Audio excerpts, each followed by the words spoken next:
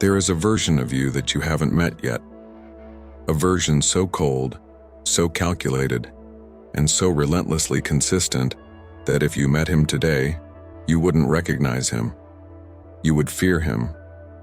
Most people think a sharp mind is a gift, but it is actually a burden. It is the strange awareness that most people around you are operating on a completely different, lower frequency. You have carried this feeling your whole life, and today, we give it a name. Real discipline is an act of violence against your own weakness. It is the ability to look at your emotions, your fatigue, and your excuses and bury them alive. Machiavelli understood that to hold power in a chaotic world, you cannot be soft. You must become a force of nature.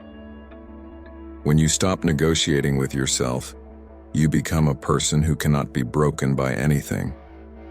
People don't just respect you. They get nervous around you because you are no longer predictable. Habit 1 of a sharp mind. You argue with yourself before you argue with anyone else. Most people defend their opinions like territory. They plant a flag in whatever they believed first and spend their lives fighting for it. You do the opposite. You attack your own ideas before they leave your mouth. This is dialectical thinking, the ability to hold contradictory ideas simultaneously and examine both without flinching. You refuse to make up your mind cheaply. The most dangerous idea is the one you fall in love with before you have tried to kill it. A sharp mind performs an internal trial before speaking. This is why people often mistake your deliberation for indecisiveness. In reality, you are stress testing your beliefs like an engineer tests a bridge. You prioritize accuracy over the blissful ignorance of easy answers. While others seek the relief of certainty, you sit in the discomfort of truth. Habit 2. You get bored in conversations that excite everyone else. This isn't laziness, it's rapid pattern recognition. You predict the punchline and map the trajectory of an argument 90 seconds before it ends. Your brain runs at a clock speed that makes ordinary interaction feel like a movie you've already seen. This creates a strange isolation because you cannot express this boredom without sounding condescending. You seek density where others seek small talk. When ordinary conversation is beneath your processing capacity, your mind reallocates resources to complex background problems. This spontaneous ideation is a sign of creative intelligence. Your brain refuses to operate below its capacity. Your boredom is a diagnostic tool. It tells you the altitude at which your mind naturally operates. You seek density where others seek small talk, and that is why you often feel like an alien in your own social circle. To master this mind, you must adopt the discipline of silence. Machiavelli said that everyone sees what you appear to be, but few experience who you really are. The average man broadcasts his plans for validation. He needs the likes before he even starts the work. You must become a ghost. True discipline requires the dark. When you work in the dark, you can fail, learn, and rebuild without the interference of mediocre minds. Imagine disappearing for 6 months, no announcements, no explanations, just relentless work. You cut the noise, the cheap dopamine, and the toxic friends. When you re-emerge, you are sharper, heavier, and more dangerous. You don't have to tell people you've changed. They will feel it in your posture and hear it in the weight of your silence. Explanation is the language of the victim. Results are the language of the prince. Habit 3. You change your mind and feel no shame about it. Average people weld their identity to their opinions, making revision feel like a personal defeat. You treat opinions like hypotheses, not heirlooms. Intellectual honesty is the highest form of cognitive discipline. The mind that cannot update its software is the mind that calcifies into irrelevance. You don't want to be right. You want to be accurate. Habit 4. You notice what is missing before you notice what is present. Most people build their reality by stacking visible elements. Your mind registers the person who isn't there, the question no one is asking. or the detail conspicuously avoided. This is negative space cognition. You see the world not as it presents itself, but as it tries to hide itself. You are the only one in the room who sees the elephant because you noticed the space where it stands. Phase 2 of Machiavellian discipline is emotional alchemy. Discipline is the art of acting in direct opposition to how you feel. You take the lead weight of, "I don't want to," and transmute it into the gold of, "I did it anyway." When you stop consulting your feelings before you act, you become dangerous. You treat emotions like the weather. You acknowledge the storm, but you don't cancel the mission. You are the captain, not the passenger of your nervous system. Your brain is designed for comfort, not greatness. It is a survival mechanism, not a success mechanism. To reach the top, you must bypass the negotiation with the 3-second rule. Move before your brain convinces you to stay in bed. Over time, you stop being a man who tries to be good and become a machine that functions regardless of how it feels. This level of automation is what separates the elite from the motivated. Motivation is a feeling. Discipline is a system. Habit 5. You feel exhausted after socializing because your mind is conducting constant surveillance. While others engage in one layer of interaction, you run parallel processes. You track words, analyze micro-expressions, and map hidden social dynamics. This fatigue is computational, not emotional. Your hardware is overheating because it is running software most people don't have installed. You aren't antisocial. You are overprocessing a low-resolution world. For a sharp mind, conversations are dense and heavy, like carrying heavy furniture. You don't just leave a conversation with a memory. You leave with a blueprint of the other person's insecurities and motives. This social exhaustion is the cost of perception. It is proof that your mind functions at a resolution so high that the processing cost is visible in your body. Stop treating it as a disorder. It is a signal of your depth. Use that data to your advantage. Phase 3. The weaponization of isolation. Machiavelli knew that a wise prince relies on what is in his own control, not what is in the control of others. You must be willing to walk away from people who do not serve the mission.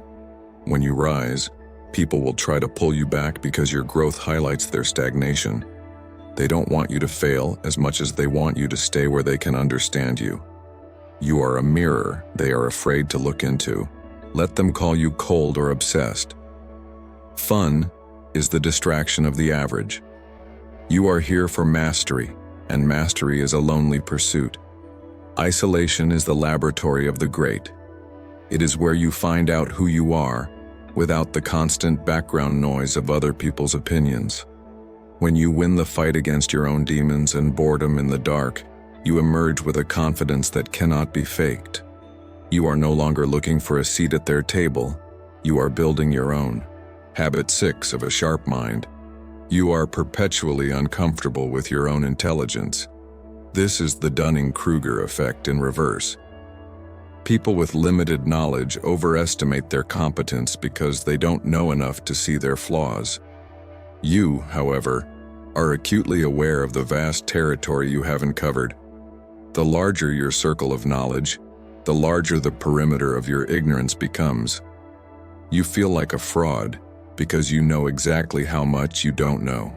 A fool sees a complete picture because he has never looked beyond the frame.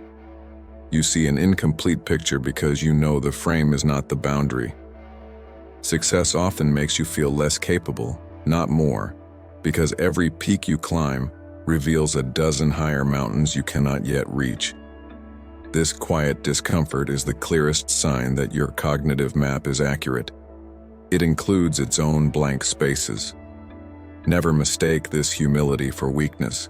It is your greatest competitive advantage. Phase 4 of the path. The fear of unpredictability. When you are undisciplined, you are a slave to your impulses, which makes you predictable and easy to manipulate. When you become disciplined, You stop reacting. Someone insults you, and you simply go back to work. This lack of reaction is terrifying to manipulative people. By controlling your response, you remove the buttons they use to push. You become implacable, moving toward your goal like a glacier, slow, silent, and unstoppable. Kill the part of you that craves sympathy. When you look for sympathy, you are showing the world exactly where you can be hurt. Machiavelli would tell you to hide your wounds so as not to give your enemies the satisfaction of knowing they drew blood. Even if your world is burning, do not let them see you sweat. This is the art of framing reality. By refusing to play the victim, you tell the world that you are the one in control, regardless of the circumstances. Habit 7. You treat death as a calibration tool. You see time as a non-renewable resource which disturbs those who waste it. You watch people kill hours on gossip with bewilderment. You understand the math. Every hour spent on something worthless is stolen from your kingdom. You don't kill time, you respect its scarcity. For you, a wasted afternoon is a tragedy. This precision of purpose is what makes you an outlier in a world of distractions. Awareness of mortality makes you selective, not cold. You decline invitations and leave events early because your internal economy values time above social currency. This is a cognitive orientation most people only achieve on their deathbeds. You are selective because you know the clock never stops, and you refuse to spend your life's blood on things that leave you empty. You aren't being rude, you are being honest with your destiny. Time is your only real capital. Phase 5. The standard of the absolute. Most people fail because their standards are too low. They accept a reality where trying is enough. But the modern world is designed to make you soft and sedated, sugar, endless entertainment, constant comfort. To be disciplined today is an act of rebellion. You must declare war on comfort and set standards that seem unreasonable to others. If your goals don't scare the average person, they aren't ambitious enough. Your existence challenges the excuses of others. It is easier for them to call you crazy than to admit they are lazy. Do not lower yourself to be understood by fools. Guard your time like a dragon guards gold. When people realize your time is expensive and your attention is rare, they begin to value it. Discipline creates scarcity, and scarcity creates value. By being unavailable to the mediocre, you become a high-value target for the elite. Silence is your filter. Phase 6. The death of the old self. To become the person who scares them, you must kill the version of you that needs to be liked. You must kill the version that apologizes for having ambition. You are at war with your past self, and it is a war of extermination. If you do not kill that old weak version, he will whisper in your ear to take a break until he eventually kills your future. There is no room on the throne for both of you. One must die for the prince to lead. Shedding your old skin is painful and will leave you raw. You might lose friends or be misunderstood by family. This is the tax you pay for greatness. On the other side of this death is a rebirth, a version of you that operates on cold logic and sees the world as a chessboard. You are no longer a victim of circumstances. You are the architect of your own reality. The old you had excuses. The new you has only objectives. The man who conquers himself is greater than the man who conquers a city. When you become truly disciplined, the background anxiety of your life goes quiet. You stop fearing failure because you know it is just data for the next attempt. You achieve a cold, lonely freedom, the freedom of the wolf looking down at the sheep. You have nothing to prove to them because you have already proven everything to yourself. Your silence is your throne. The world is getting softer and more chaotic. This is your advantage. While others seek comfort, you seek the edge. You are going to scare them because you are a mirror reflecting everything they are too cowardly to become. The path is cold and steep, and you must walk it alone. but you are ready to be an outlier. Let them whisper. Their opinions are just static noise from a world you have already left behind. You are moving while they are sleeping. A sharp mind makes life lonelier but also more precise. You are not broken. You are simply awake in a room full of people who are still dreaming. The discomfort you feel is the price of sight. The loud mind gets attention, but the precise mind gets freedom. Your frequency makes others uncomfortable, and that is your proof of concept. Do not lower your volume to make them feel safe. Make them rise to your level or get out of your way. The old you is dead. Now go build the new one. If your mind is this sharp and you are still not using it at full capacity, what are you protecting yourself from? Stop waiting for permission. Choose the cold path.